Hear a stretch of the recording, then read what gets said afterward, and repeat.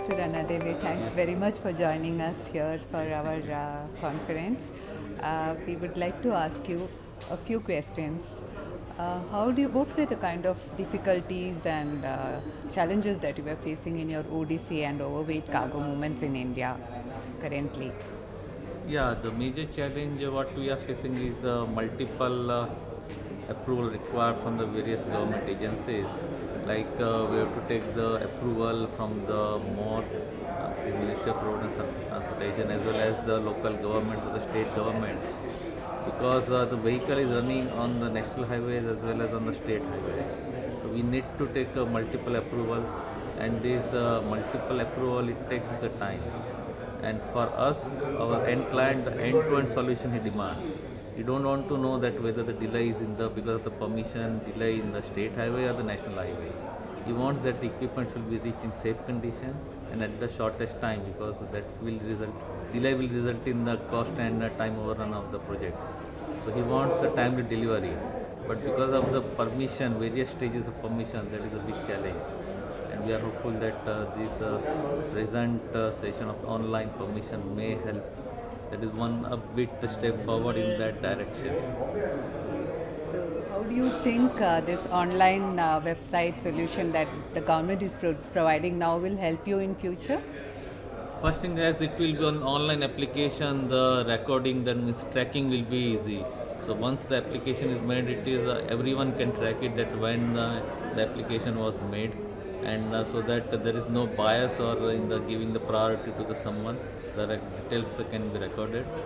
But at the same time, again, the multiple approval, as I said, that those state governments permission will be required. So our suggestion will be the same data, if it can be transferred to the state government, and ultimately the final permission is given by some central agency like MORTH, that will be more helpful.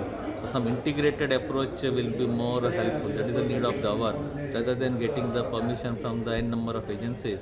If it is integrated approach is followed, if some one centralized agency giving all the permission, that will be really helpful. Do you need any further actions or initiatives to be taken by HTOA in your industry? Can you suggest something, or if you have anything in mind, can you tell us? Yes, for the safety perspective, yes, I would also like to highlight that for the safety perspective, of course, the load carrying and everything that one needs to follow. At the same time, there has to be the proper registration of the all equipment, this logistic service providers, and while giving the permission by any government agency, the unique code like IEC code is given for the importer exporter. Similarly, some code needs to be given to the logistic service provider, which needs to be captured on the permission, so that any performance of the logistic service provider can be tracked on that, and then he is also accountable. Any violation done by the LSP, that also needs to be captured, like various toll naaka and all the movement can be captured, and based on that, if it is updated on the website, that will deter the LSP to violate the safety regulations. Sir, any message that you would like to convey to HTOA? Yeah, the message is as the India is growing, and the equipment needs to be delivered in safe and time condition.